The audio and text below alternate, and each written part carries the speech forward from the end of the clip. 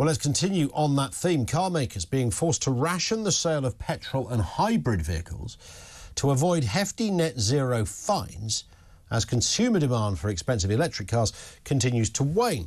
So according to one of the country's biggest dealerships chains, this means someone ordering a car today at some dealerships will not receive it until February. It's a long old wait, isn't it, for your new banger? Let's speak to Harry Wilkinson, Head of Policy at Net Zero Watch. What's going on here, Harry? More confusing in the EV world. Good afternoon. Good afternoon. Well, this all relates to what's known as the Zero Emissions Vehicle Mandate.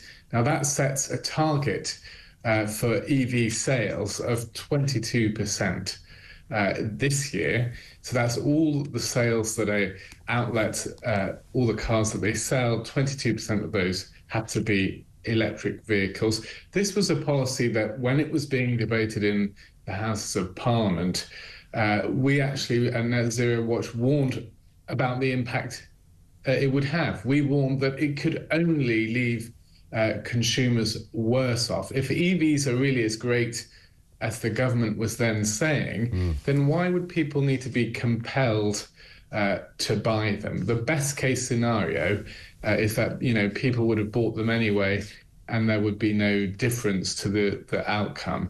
But of course, all the other outcomes is that actually people would have chosen not to buy EVs, and therefore they're being maybe delayed in when they can buy them. I think that's how the industry is working around this. But this will inevitably constrain the size of the car market. And then on top of that, it doesn't look like the car manufacturers will actually hit their target in this year. So we could see fines on top of this. And all this is doing a lot of economic damage. The Chancellor recently hinted that she was going to raise fuel duty. We've got ULEZ just expanded in London. Cars are actually really important to the economic growth of this country. Sure.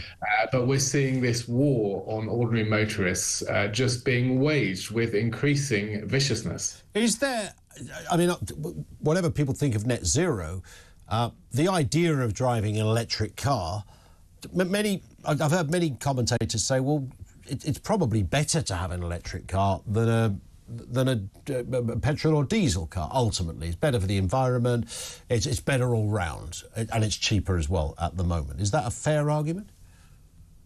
Well, I wouldn't say it was cheaper. We do see the prices of new EVs, even though they're being sold at a discount because the manufacturers have to sell more of them thanks to this target, they still tend to have a higher price tag on them. In terms of the environment, they're lower in terms of their CO2 emissions, yes, but they have a huge mineral footprint in terms of the batteries and their greater weight. So there's a lot more mining associated with the production of an electric vehicle. Yeah. There's also, greater tyre wear and brake wear, which may sound insignificant, but actually it's an increasingly important cause of road pollution that we see on the roads. Because of the weight of the car.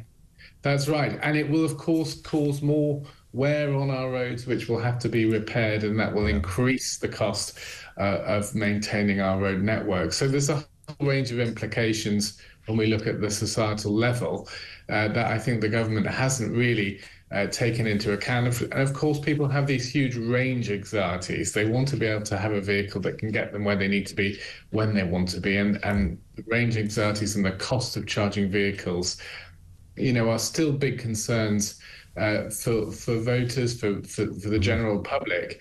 And I think the government really should focus on doing what it can and doing it well. Sure. And I would say that should be getting the cost of electricity down. That should be... I would agree with that. And also the infrastructure... And then EVs would be more affordable. That's true. And Harry, the infrastructure around charging points and the like, which is woeful really in terms of the aim that apparently governments are going for.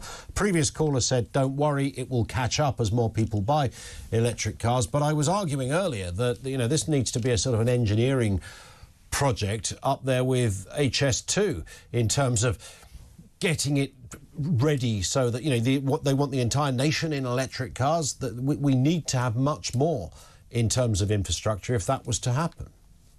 Well, certainly if we want to meet these ambitious targets, there would have to be a lot more infrastructure, but that will be incredibly expensive, and we're all going to pay the price for that. The beautiful thing about a free market is actually you have outcomes which are reflective of what people want, and this is pushing increasingly against the grain of what consumers want. You know, when the motor car came out in the last century, you didn't have to have governments, you know, subsidizing the production of petrol stations wherever they need to be. Sure. And a lot of this happened organically because actually car companies, you know, wanted to sell vehicles, wanted to help subsidize the infrastructure that was involved. If companies want to sell electric cars, you know, perhaps they should be the ones providing the infrastructure for that. Yeah. Spot on. Harry, thank you. Harry Wilkinson, Head of Policy at Net Zero Watch. A little call